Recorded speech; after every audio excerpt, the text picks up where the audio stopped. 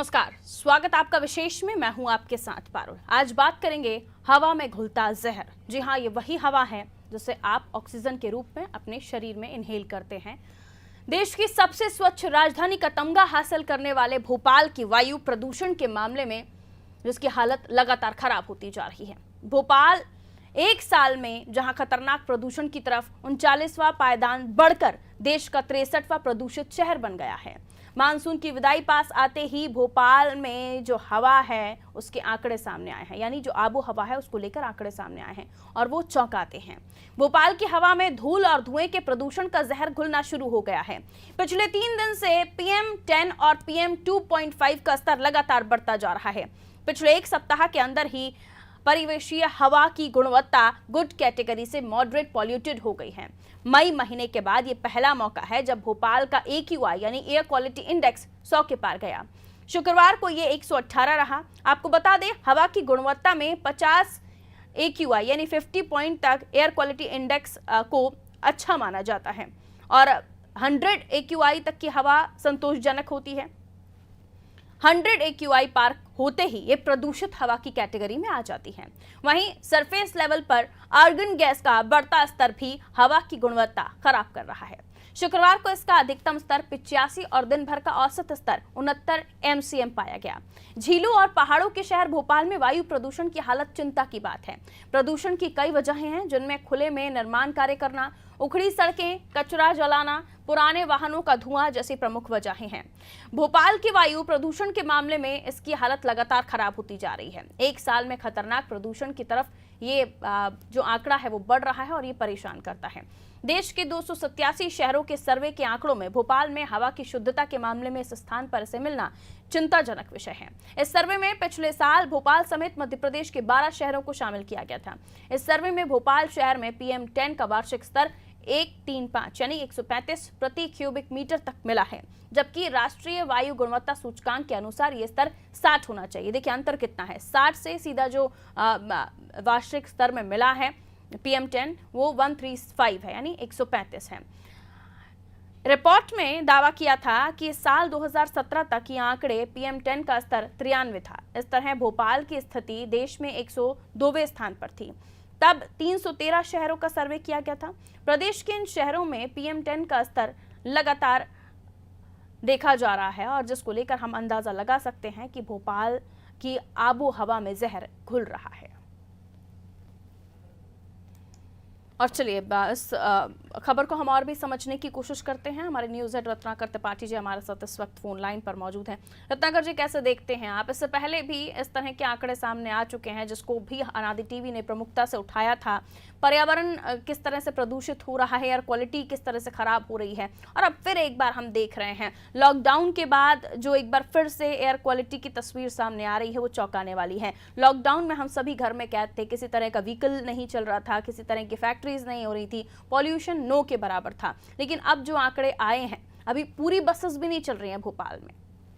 जी, निश्चित रूप से ये बहुत एक सीरियस इशू है और इसकी सीरियसनेस तब और बढ़ जाती है जबकि अगर हम पिछले फिगर्स उठा के देखें तो कोई भी ऐसा साल नहीं गुजरा होगा भोपाल में जब ये न कहा गया हो कि पिछले साल के मुकाबले इस साल प्रदूषण थोड़ा और बढ़ा है। लॉकडाउन की बात एक अलग थी, उसको लोगों ने व्यवस्था में अपनाया था और उसके चलते प्रदूषण काफी हद तक कम हुआ था। और इसका एक जो बहुत ही महत्वपूर्ण पहलू है पारुल, अगर आप देखें, आप कोई भी 1952 से लेकर 56 में जब राज्य बना था मध्य प्रदेश, उसके बाद से लेकर आज तक का एक भी चुनाव देखें या देश का कोई भी चुनाव देख लें तो पॉल्यूशन कभी भी कहीं भी एक पॉलिटिकल इशू नहीं बन पाया है।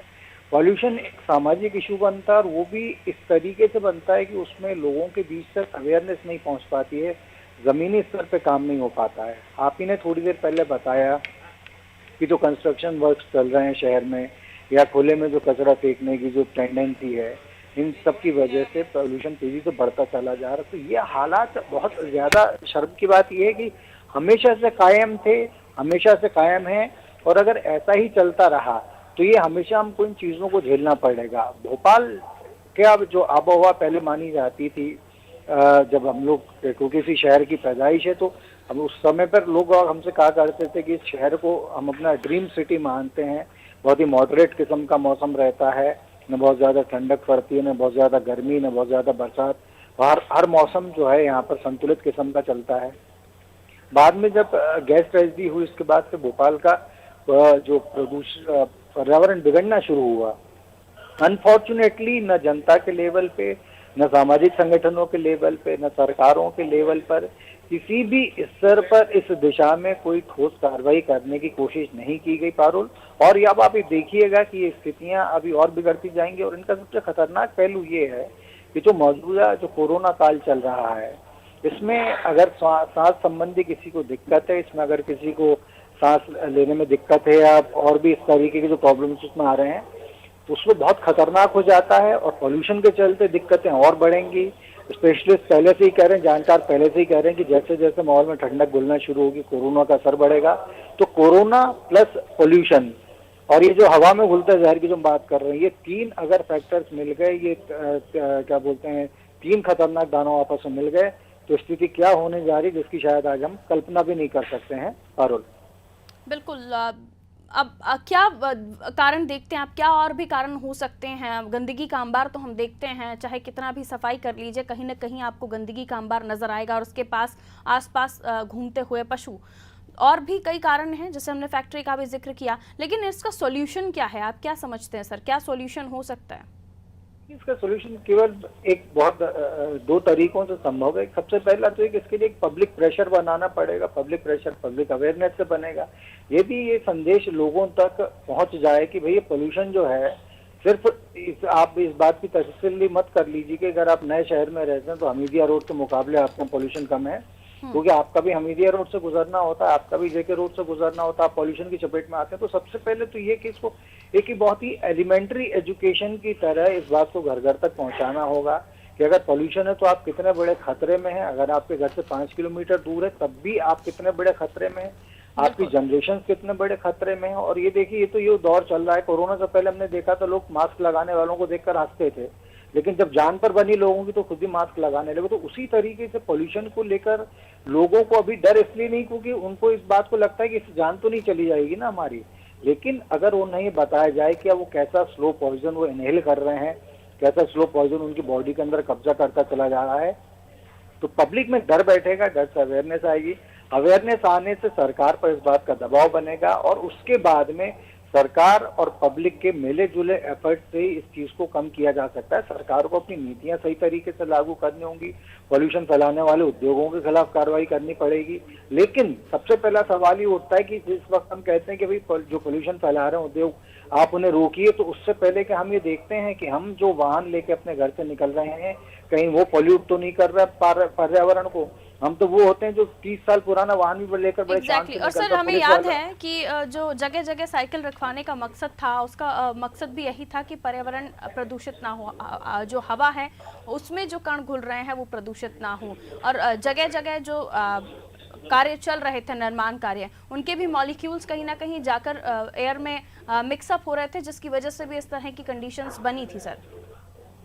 जी जी बिल्कुल। देखिए, साइकिल चलाने वाली पहल हो या जो बड़े तालाब पर बीच में एक बार किया गया है कि वहां पर नो व्हीकल जोन बना दिया जाएगा संडे, ये सारी चीजें बहुत अच्छी हैं। बट द थिंग इज कि हम उनके साथ में स्थायी रूप से नहीं चल पाते हैं। हमें फैशन शुरू करते हैं, हम परिपाटी शुरू नहीं करते हैं। परिपाटी शुरू हो तो चलती चली आइए। हमने फैशन शुरू किया जब तक अखबार छापते रहे, जब तक मीडिया दिखाता रहा कि आज बड़े तालाब पे कितनी भीड़ आई, लोगों ने कैसे डांस किया, लोगों ने कैसे एंजॉय किया, तब तक वहाँ भीड़ भी उठती रही। जो उसके बाद में धीरे धीरे उसका महत्व कम होता चला गया, लोगों ने उसमें रुचि लेना कम कर दी। साइकिल वाली स्कीम का भी यही हाल है। अब आप साइकिल के जो स्टैंड आप जाकर देख लीजिए, जहाँ पहले पूरी पैक रखी रहती है, जब वहाँ पर एक आध साइकिलें दिखती है, वो भी बमुश्किल किराए पर जा पाती है। तो जैसा कि मैंने कहा, जब तक एक माइंडसेट नहीं बदला जाएगा और जब तक एक पॉलिटिकल विल पावर नहीं आएगी, तब तक इस समस्या का हल हम नहीं ढूंढ सकते हैं। इस समस्या का हल जनता और सरकार मिलकर ही निकाल सकते हैं। अनफॉर्चुनेटली दो। चलिए, बहुत शुक्रिया रत्नाकर जी हमारे साथ जुड़ने के लिए। उमाशंकर तिवारी जी हमारे साथ इस वक्त फोन लाइन पर हैं, सामाजिक कार्यकर्ता हैं। उमाशंकर तिवारी जी, बहुत स्वागत आपका नादी टीवी में। धन्यवाद। उमाशंकर तिवारी जी, कैसे देखते हैं आप, एक बार फिर से एयर क्वालिटी इंडेक्स जो है भोपाल का बिगड़ गया है और कई प्रयास हुए, ऐसा नहीं है कि प्रयास नहीं हुए, लेकिन बावजूद इसके कोई हल नहीं मिल रहा। आपने भी पर्यावरण के क्षेत्र में काफ़ी आगे बढ़कर काम किया है, आप कैसे देखते हैं आने वाले समय में एक बार फिर क्या हम दिल्ली की सिचुएशन की तरह भोपाल को देखें? बिल्कुल मैडम, दिल्ली नहीं पूरे देश को देख के मैं बात करना चाह रहा हूँ। और मैं जी। ये देख रहा हूँ कि हमारे देश में जितने भी लोग हैं जो अच्छी बातें करते हैं वो अच्छा काम करते नहीं है, चाहे वो कोई भी हो। और मेरे साथ ये दिक्कत है कि मैं जो अच्छे बोलता हूँ तो वही चलता हूँ। ये हमारे देश की सबसे बड़ी परेशानी है। आप देखेंगे अभी जो प्रदूषण का स्तर पे हम लोग बात कर रहे हैं, अभी हम लोग खुद दीपावली पे पटाखे लाएंगे। अब 6,000 करोड़ रुपए के पटाखे हम जब चलाएंगे तो प्रदूषण का स्तर कहाँ पहुंचता है। दिल्ली तो बिल्कुल ही एकदम गैस चैम्बर बन जाती है। वहां के मुख्य न्यायाधीश ने बोला था कि हम लोग क्या करेंगे उसको लेके। कई स्कूल जो आज कोरोना के कारण बंद हुए हैं, दिल्ली में 3 साल पहले पूरे लाखों बच्चे स्कूल नहीं जा पाए थे क्योंकि प्रदूषण का स्तर इतना बढ़ गया था। और भोपाल भी उसी तरफ है, हर शहर उसी तरफ बढ़ता जा रहा है। जो हमारे हाथ में है वो पहले हमें कम करना है। जैसे हम पटाखे बिल्कुल न चलाएं, कहीं नहीं लिखा, किसी शास्त्र में नहीं लिखा, किसी वेद में नहीं लिखा कि दीपावली के दिन पटाखे चलाए जाएं। बिल्कुल सही। और मेरे यहाँ पिछले 15 साल से मेरी कॉलोनी में मेरे से जुड़े हुए लोग और मैं स्वयं एक फुलझड़ी भी नहीं चलाता और बराबर लक्ष्मी जी और ज्यादा आ रही हैं, है ना। ऐसा कहीं उससे हमने जो धर्मों से जोड़ दी है कई चीजें, वो नहीं करना चाहिए। पेड़ों को हम लोग लगातार काटते चले जा रहे हैं विकास के नाम पर हम लोग। और वो जो एक कहते हैं कि एक की जगह 4 पेड़ 5 पेड़ लगाने की बात, कहाँ लग रहे हैं ये इस तरफ ध्यान नहीं देता है आदमी। हर साल हमारे भोपाल में पिछले साल 11 लाख का लक्ष्य था पेड़ का और इस साल 10 लाख का। ये आप एक भी पेड़ गिना दीजिए पिछले 2 साल के मेरे को कि कितने पेड़ गिनना है, वो हम लोग देखेंगे तो समझ में आएगा। कागजों पे होना अलग बात है, वो कागजों पे क्यों होता है, वो एक उनको जिम्मेदारी दी जाती है, एक बजट को ठिकाने लगाना होता है, एक कागजों में उसे पूरा करना पड़ता है कि हमने ये पर्यावरण के लिए काम किया। अभी जो नई रिपोर्ट आई है कि 2 गुना मौतें बढ़ जाएंगी कोरोना को ही लेकर। प्रदूषण का स्तर जो अगर ऐसे ही रहा, उसमें वाहन भी जिम्मेदार हैं। उसमें हम लोग रोज बाजार जाते हैं, मैंने बड़े बड़े पढ़े लिखे लोगों को देखा है, बाजार जाएंगे, ज्यादातर पढ़ा लिखा तबका जाता है, हर हाथ में थैला होता है लेकिन हर हाथ में 20-30 पन्नी जाती हैं। बिल्कुल। मतलब थैले के अंदर पन्नी रख के ले जाते हैं, पॉलिथीन ले जाते हैं, और ये पॉलिथीन बड़ा नुकसान कर रही है मैडम। तो आदमी के हाथ में जो चीज है, जो हमारे हाथ में है, वो हम लोग कर लें। वाहन जहाँ चलना जरूरी है वो वाहन चलेंगे, लेकिन अगर मेरे को लग रहा है कि मेरे मोहल्ले में मेरी गली में मैं काम पैदल हो कर सकता हूँ तो मेरे को निश्चित रूप से पैदल ही जाना चाहिए या साइकिल चलाना चाहिए। कार्यालय, सरकारी कार्यालयों की बताऊं आपको, प्राइवेट कार्यालयों की बताऊं कि हम लोग अनावश्यक बिजली बर्बाद करते हैं। हमारे मैं सरकारी कार्यालयों में घूमता रहता हूं, देखता हूं तो लोग बंद नहीं करते। तो प्रदूषण इससे भी बढ़ रहा है। प्रदूषण बढ़ने का कोई एक कारण नहीं है कि पेड़ ही कटने से प्रदूषण बढ़ रहा है। प्रदूषण बढ़ने के बहुत सारे कारण हैं जिनको कि हमें कम करने की जरूरत है, और ये इसके लिए जन जन को आगे आना होगा। और खासकर जो नीति बनाते हैं, आज ही मैंने देखा 1250 पे फ्लैक्स लगे हुए हैं पूरे शहर में, उधर लिखा है स्वच्छ भारत और स्वस्थ भारत, है ना। और नेताजी के जन्मदिन के पोस्टर लगे हैं पूरे शहर में, जगह जगह पोस्टर लगे हैं। इससे स्वच्छ भारत और स्वस्थ भारत कैसे हो जाएगा। और ऐसे नेता जब बनेंगे देश में तो ये देश का कल्याण करेंगे या क्या करेंगे, ये सोचने वाली बात है।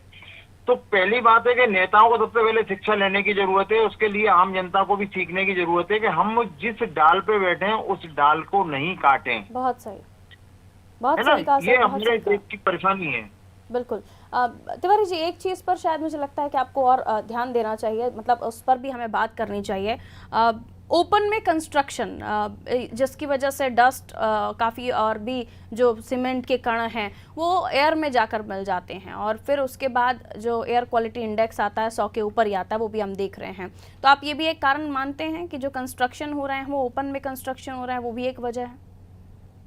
आपने सही कहा, मैं इसे मानता हूँ, ये कारण तो है। मैंने बहुत सारे और भी कारण हैं जो मैं आपको इसमें मुख्य कारण ये भी है, और इसका एक ये भी है, इसमें एनजीटी ने एक निर्णय भी दे चुका है कि अगर खुले में रेत डाली जा रही है या वो हो रहा है तो उस पर भी जुर्माना निर्धारित कर दिया है। लेकिन मैंने बताया ना कि ये चीजें सिर्फ कर दी हैं, आम जनता को इसमें बहुत जागरूक होने की जरूरत है, लोगों को समझदार होने की जरूरत है। मेरा मकान बना रहा हूँ तो उससे मेरे को दूसरे को नुकसान नहीं हो, पर्यावरण को नुकसान नहीं हो, तो ये चीजें तो आदमी को सोचना पड़ेंगी और इसके लिए जिम्मेदार विभाग है। एक अभी चीज आप और मैं देखेंगे, आपसे चर्चा करना चाह रही थी। अभी हमारे जी, जी, न्यूज़ जी। रत्नाकर जी ने भी वो बात की कि जब तक जी, इसे पब्लिक इशू नहीं बनाया जाएगा, इसे पॉलिटिकल इशू नहीं बनाया जाएगा, अपनी नीति में सरकार इसे नहीं लाएगी, बदलाव नहीं करेगी, तब तक इसे धरातल पर उतरता हुआ देखना एक स्वप्न के जैसा है। क्योंकि हमने देखा कि कोरोना से डरते हुए हम मास्क लगाना शुरू कर चुके थे। इससे पहले जो हमने मास्क देखे वो इसलिए देखे कि लोग सन रेस से बचना चाह रही थी लड़कियां, इसलिए लगा रही थी। या फिर बॉयज का भी हमने देखा कि स्किन केयर उनको इतना ज्यादा प्यार था कि वो मास्क लगा रहे थे, रुमाल बांध रहे थे। लेकिन ये मजबूरी में अब लोग अपने चेहरे का ख्याल रखने लगे हैं क्योंकि उन्हें पता है कि कोरोना है। तो आपको लगता है कि खौफ, एक डर अगर पैदा हो जाएगा, ये जो स्लो पॉइजन जो बॉडी में जा रहा है, अगर इसको हम आगे लेकर, सरकार अपनी नीति को आगे लेकर और आप जैसे सामाजिक कार्यकर्ता इसे प्रचार प्रसार में लेकर आएंगे तो हम इस जंग से जीत पाएंगे, इस डर को कायम रख पाएंगे लोगों के अंदर। नहीं, बिल्कुल मैं इस बात से सहमत हूँ। जन जन में आना चाहिए, सरकार को करना चाहिए। मैं अभी आपको एक छोटा सा उदाहरण से समझा दूं। अभी मैं बोल रहा हूँ, अगर मेरे बच्चे सुन रहे होंगे, मेरे बेटा बेटी, और मैं उतरते से ही अपने घर पे जब जाऊं और हाथ में 10 पन्नी हो और डिस्पोजल का मैं प्रयोग करूंगा तो वो बच्चे कभी नहीं मानेंगे। तो सरकार में बैठने वाले और जो उपदेश देते हैं उन लोगों को पहले सुधरना चाहिए। भोपाल में ऐसे हजारों लोग हैं जो बड़ी बड़ी रैली करते हैं भोपाल में पेड़ों को बचाने के लिए, पानी को बचाने के लिए। वो कब तक करते हैं कि एक कोई पुरस्कार मिल जाए और एक बड़ी संस्था से जुड़ जाए, एक एनजीओ चला लें, बस वहीं तक करते हैं। अगर जन जन को सुधरना होगा, कोरोना का डर जो है उस डर से ही अगर आदमी सुधर जाए और आने वाले समय में कोरोना जैसी बीमारियों से अगर बचना है तो हमें पर्यावरण को बचाना ही होगा। और इसके लिए मैं खासकर जिम्मेदार जिला प्रशासन के लोग होते हैं, हमारे मंत्रीगण होते हैं, उनको इस पर गंभीरता से अमल करवाने की जरूरत है। अभी माननीय मंत्रीगण और जिला के जितने भी वरिष्ठ अधिकारी हैं, तो 4 जून 2019 से मैं आपको एक बताना चाहता हूं कि इसे डिस्पोजल जो प्लास्टिक की बोतलों पर रोक लग चुकी है कि सरकारी कार्यक्रमों में नहीं जाएगी जी, है ना। ले मोदी जी ने भी बोल दिया है, देश के प्रधानमंत्री जी भी अभी ग्वालियर में पिछले 15 दिन पहले उन्होंने एक रेडी वाले से बात की। वो पीछे एक बोतल दिख गई तो मोदी जी ने उन्हें टोका कि भाई बोतल क्यों दिख रही है, आप मटके में पानी रखो। लेकिन हमारे वहीं आज भी भारतीय जनता पार्टी के नेतागण हो, कांग्रेस के हों, वरिष्ठ अधिकारी हों, इनकी जब मीटिंगें होती हैं आप लोग देखेंगे, कवरेज करने जाएंगे, प्लास्टिक की बोतलें, डिस्पोजल बोतल बिल्कुल सही कहा आपने, बिल्कुल सही कहा। डिस्पोजल हो, प्लास्टिक की बोतलें हो, प्लास्टिक की पन्नियां या फिर फ्लैक्स की आपने बात कही, ये तमाम चीजें राजनीतिक आयोजनों में ही दिख जाती हैं। तो भला जब ये लोग सीख नहीं लेंगे तो दूसरों को क्या समझाएंगे। बहुत अच्छी बात कही। बहुत शुक्रिया उमाशंकर तिवारी जी हमारे साथ जुड़ने के लिए। उमाशंकर तिवारी जी सामाजिक कार्यकर्ता हमारे साथ जुड़े हुए थे, बहुत अच्छी बात रखी उन्होंने। शैलेंद्र शर्मा जी सामाजिक कार्यकर्ता हैं, आप भी हमारे साथ इस वक्त फोन लाइन पर बने हुए हैं। शैलेंद्र शर्मा जी, बहुत स्वागत करती हूँ आपका नादी टीवी में। जी नमस्कार। Shailendra Sharma ji, air quality index फिर से बिगड़ गया है, 100 के पार 118 तक पहुंच गया है। और अगर हम तमाम सालों का जिक्र कर लें तो 135 तक भी एयर क्वालिटी इंडेक्स गया है। एक वक्त वो था जब हमने देखा था कि लोग बहुत चिंता करने लगे थे, लेकिन अब वो सारी चिंताएं गायब सी दिखाई देती हैं। आप इसे कैसे देखते हैं? देखिए, मैं तो यही कहना चाहूँगा कि लोगों को इस बात से अच्छे से समझ लेना चाहिए कि क्वालिटी इंडेक्स, लॉकडाउन जब हुआ, गाड़ियां चलना जब बंद हो गई सड़कों पर, जब पूरी तरह के हमने बाहर निकल करके पर्यावरण को प्रदूषित करना मानव ने बंद कर दिया, तब क्वालिटी इंडेक्स सुधरा। ये इस बात का संकेत है। लोगों को समझना पड़ेगा, हम सबको समझना पड़ेगा कि अगर हम अगर नहीं अपना कर्तव्य निभाएंगे या अपना फर्ज हम नहीं निभाते तो प्रकृति अपने आप में करेक्शन करती है। जैसे व्यापार में, शेयर बाजार में या बाकी चीजों में करेक्शंस होते हैं, आपने ये शब्द सुना होगा कि हमेशा इंडेक्स करेक्शन होता है। जो इंडेक्स होते हैं उसको करेक्ट अपने आप करती है इकोनॉमी। यही चीज इजाज भी लागू होती है, पर्यावरण पर लागू होती है, प्रकृति पर। मदर नेचर जो है वो अपने आप को करेक्ट करना जानती है। उन्होंने किसी प्रकार, लेकिन करेक्ट करने के लिए उसको इतना कड़ा मेजर उठाना पड़े कि पूरी मानव जाति को अपने घरों की दरो दीवार के अंदर बंद होना पड़े, ये मदर नेचर को दोबारा से कदम ना उठाना पड़े, ये हमारे लिए उसकी तरफ से संदेश है कि सुधर जाओ, अपनी आदतें ठीक करो और जब जरूरत हो तब ही बाहर निकलो, उतना ही काम करो, उतना ही चीजें। गाड़ियां अंधाधुंध, हमारी घर में जरूरत एक की है, हम 4 खरीद रहे हैं। हमको पब्लिक ट्रांसपोर्टेशन का उपयोग कम कर रहे हैं। हम जहाँ चाहे वहां पर खुले में जो कुछ चाहे वो पेड़ काट करके बस्तियां बसा रहे हैं, खेत के खेत खत्म कर रहे हैं। ये हमको सबको समझना पड़ेगा। और मानव नहीं समझेगा तो प्रकृति ऐसे ही करेक्शन करेगी जैसे पिछले साल भर से चल रहा है। ये करेक्शन है। और ये प्रकृति के द्वारा की जाने वाली ओवरहॉलिंग है, अपने आप की ओवरहॉलिंग प्रकृति ने की है।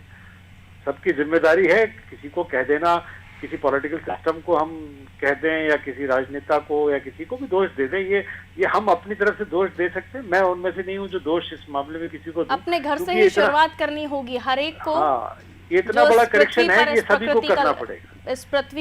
इस पृथ्वी पर आया है और जिसने इस प्रकृति का कुल मिलाकर उसे एंजॉय किया है कह सकते हैं, क्योंकि हम फूलों की खूबसूरती देखकर उत्साहित हो जाते हैं, हम प्रकृति को खूबसूरती देखकर, ग्रीनरी को देखकर उत्साहित हो जाते हैं, लेकिन ये नहीं सोचते हैं कि हम जो कर रहे हैं आने वाले समय में ये ग्रीनरी दिखेगी भी या नहीं दिखेगी। बहुत अच्छी बात की शैलेंद्र जी आपने, बहुत शुक्रिया हमारे साथ जुड़ने के लिए। तो शैलेंद्र शर्मा जी सामाजिक कार्यकर्ता हमारे साथ जुड़े हुए थे और निकल कर बात यही आई कि अपने घर से शुरुआत कीजिए, अपने आप से शुरुआत कीजिए कि कैसे आप इस देश को, इस राजधानी को, भोपाल को प्रदूषण से मुक्त कर सकते हैं, पर्यावरण को बचा सकते हैं। और इसके लिए हर एक कोशिश ज़रूरी है, हर एक कोशिश महत्वपूर्ण है और उसे आप, हम, राजनेता, सामाजिक कार्यकर्ता, स्कूल, कॉलेज, हर एक वो व्यक्ति करेगा। अब घर में काम, घर में ही रहने वाले लोग, घर में जिन्हें हम हाउसवाइफ्स कहते हैं, गृहिणियां कहते हैं, उनको भी समझना होगा कि आप जब बाजार जाती हैं तो थैला तो लेकर जाती हैं, लेकिन उसमें 10 अंदर पॉलीथिन होती हैं,